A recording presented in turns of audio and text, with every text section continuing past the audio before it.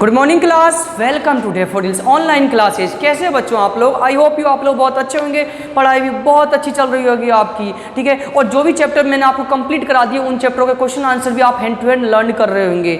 एक बात इन्फॉर्मेशन बताओ, मैंने आपको चैप्टर नंबर 4 के complete question answer with solution आपको एक PDF भेजा होगा, आप सभी बच्चों ने उसको देखा होगा, ठीक है। तो मैं ऐसा क्या बोल रहा हूँ, आप लोग एक साइंस की होमवर्क की नोटबुक बनाइए और उसमें उन सभी मोबाइल में से उस सभी क्वेश्चन आंसरों को राइट करिए। कंप्लीट जो भी बुक में आपके क्वेश्चन आंसर है ना, उसके मैंने आंसर पूरा कंप्लीट सॉल्व करके आपको एक PDF फॉर्मेट में भेज दिया है। बस आप ऐसा करिए, साइंस की नोटबुक बनाइए और उसमें उन चैप्टरों के क्वेश्चन आंसरों को आप राइट कर लीजिए पूरा, जिससे क्या आने वाले समय आपको होमवर्क भी नहीं करना पड़ेगा और आपके लिए एक नोट्स तैयार हो जाएगा, आप उसमें पहले ही लर्न कर सकते हो।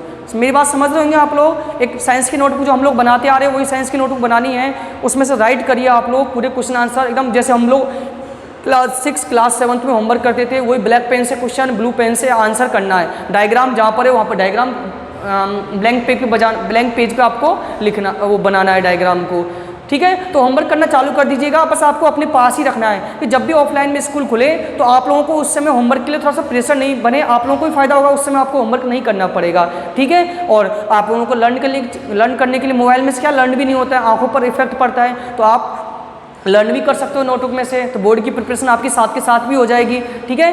तो मेरी बात आप सुनोगे, आप लोगों से मैं उम्मीद ऐसा कर सकता हूँ, ठीक है स्टूडेंट्स। तो स्टूडेंट्स आप लोग पेज नंबर 52 आज निकालिए। कौन सा पेज नंबर निकालिएगा? Page number 52। और मैं आज यहाँ से चालू कर रहा हूँ।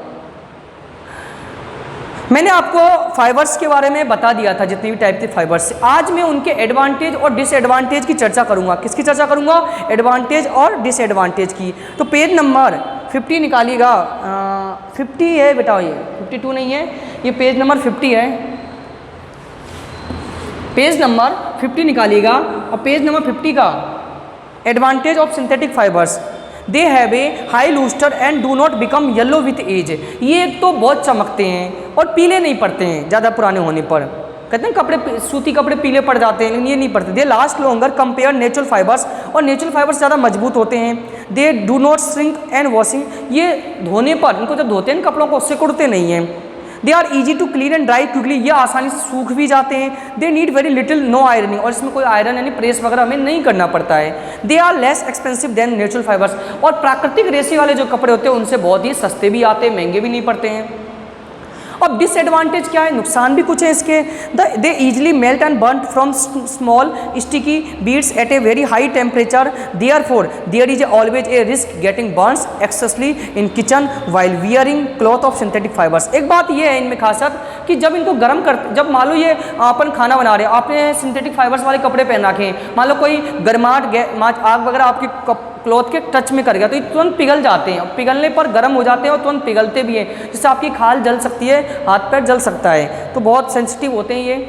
They get electricity change by dry weather. You must have been spark fly from blankets made from synthetic fiber during night. They spark are due to electricity charge. They electric charge cause skin problems in some person. और synthetic fibers में क्या एक skin problems और होती है, क्योंकि इसमें क्या इलेक्ट्रिक चार्ज, आवेश उत्पन्न हो जाता है, आवेश उत्पन्न करने का स्किन डिजीज भी इसमें हो जाती है। नेक्स्ट पेज पे, unlike natural fibres they do not absorb sweat, और इनमें जो नेचुरल फाइबर्स तो स्वेट जो पसीना आता है ना वो एब्जॉर्ब हो जाता है, जबकि इनमें पसीना एब्जॉर्ब नहीं होता और हमें गर्मी बहुत ज़्यादा लगती है। Therefore cloth made for synthetic fibres are very uncomfortable for summer और रेनी सीजन। इसलिए बरसात के दिनों में, गर्मियों में हम सिंथेटिक फाइबर्स क्यों नहीं पहनते? क्योंकि हमें उसमें गर्मी लगती है। नेचुरल फाइबर्स सूती के कपड़े पहनते हैं हम।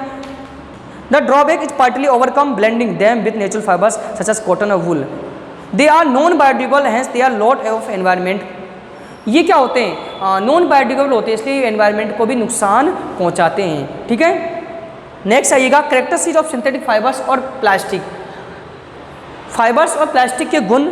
All kinds of synthetic fibers can be easily molded. Synthetic fibers are very like synthetic plastic. The only distance between them is synthetic fibers are made from such plastic that can be drawn into very fine filaments, which on spinning from synthetic fibers, for example nylon, polyester, in solid state can be used for making toothbrush, combs, zip fasteners, washer, pulleys, fire hose, conveyor belts. In the state, nylon or polyester are called plastic. However, it drawn into the filaments and the spoon, they from fibers. They are called synthetic fibers, man-made fibers. Following are the characteristics of fibers. अब समझिएगा, इस पूरे paragraph को मैं यदि short में समझाऊं तो सिंथेटिक फाइबर्स क्या होते हैं, जो हमें मैन मेड होते हैं, जो केमिकल पदार्थों से मिलकर तैयार किए जाते हैं, सिंथेटिक फाइबर्स होते हैं। लेकिन कुछ इनकी प्रॉपर्टीज भी होती है, कुछ विशेषताएं भी इनमें ऐसी होती है, उन विशेषताओं को हम जानेंगे। Weather resistance, synthetic fibres are not affected by air, water, soil, thus they are non-biodegradable. That is why they are used in store all kinds of things including chemical. Synthetic fibers पर क्या है, ना तो air का effect पड़ता है, ना ही water का कोई इफेक्ट पड़ता है, इसलिए इनका और सभी तरह के केमिकल्स का इस पर कोई भी इफेक्ट नहीं पड़ता है। मतलब ये क्या है, वाटर रेजिडेंस होते हैं, वेदर रेजिडेंस, किसी भी मौसम में इसका इफेक्ट नहीं पड़ता है। Light weight, synthetic fibres material light, strong and durable as compare natural plastic material such as wool, jute. Synthetic plastic क्या होते हैं, ये वजन में हल्के होते हैं, मजबूत होते हैं और ड्यूरेबल मीन्स टिकाऊ होते हैं, लंबे समय तक चलते हैं ये, जबकि नेचुरल फाइबर्स ज़्यादा मजबूत भी नहीं होते हैं, टिकाऊ भी नहीं होते हैं। Chemical resistance, synthetic fibers are much resistivity against strong chemical and acid or alkalis. However, all natural plastics such as cotton, wool, jute, silk and wood, cellulose are affected by acid and alkalis. Synthetic fibers क्या होते हैं, कोई भी chemical हुआ acid और एल्कलाइंस यानी अम्ल और क्षार से पर इनका कोई इफेक्ट नहीं पड़ता है, ठीक है। जबकि नेचुरल फाइबर्स जो होते हैं ना, उन पर एसिड और बेस का इफेक्ट पड़ता है, ठीक है। जैसा कि मैंने पहले ही बता दिया, इन पर किसी का भी इफेक्ट नहीं पड़ता। इंसुलेशन, प्लास्टिक और insulator they do not allow heat and electricity flow through them.